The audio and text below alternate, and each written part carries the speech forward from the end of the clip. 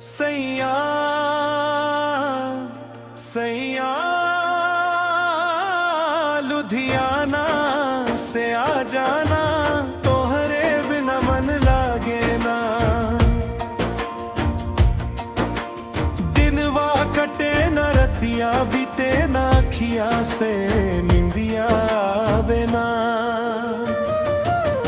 सैया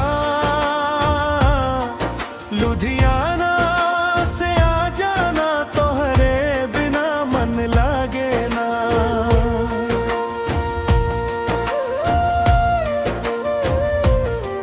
जब से गई लाड़ कमाए परदेसवा, सुना भइल अंग ना दुआरवा। चिट्ठी में लिखल से प्यार के बतिया, भीज गईल मोरा अंचरवा। मोबाइल पर आवाज सुनाई, दिलवा के चैन मिले लाना। सैया लुधियाना से आ जाना, तोहरे बिना मन लागे ना। सावन आयल बदरिया छाइल, भींजत बामवा के डार। संग तोहरे झूला झूलत रही हम, याद गवे हर एक वाहे। कोयलिया बोले बगिया में, दिलवा के पीर छुपावे ना। सैया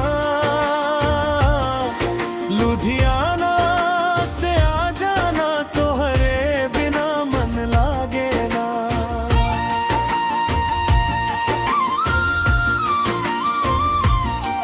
सैया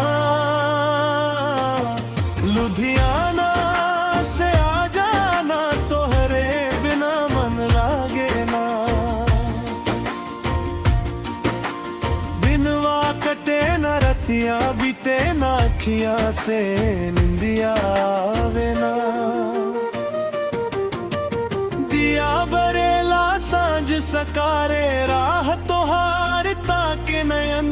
कब आई बस हो सजना हमार, कब पूरी होई लगन। गाँव के गली घर के चौखट, तोहरा बिना मुस्कावे ना। सैया लुधियाना से आ जाना, तोहरे बिना मन लागे ना। मेला लगल तीज मनाइल, सबके संगे साजन बा। हम तो अकेले बिरहा सहतानी, मनवा बड़ा परेशान बा। तोहरे नाम के चुनरी ओढ़ी,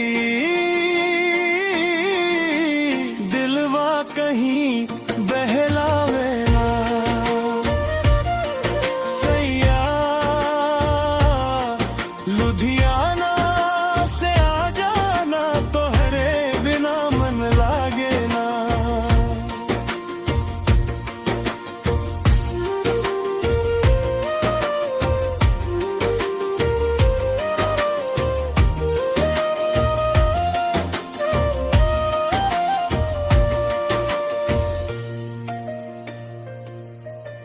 रोज सवेरे मंदिर जाके मांगी लेनी तोहार खबर। भगवान से तने कहले राखस सदा खुशहाल चाल।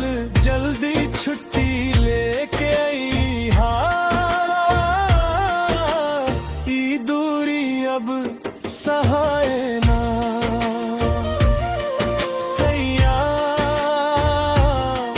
लुधियाना से आ जाना, तोहरे बिना मन लागे ना।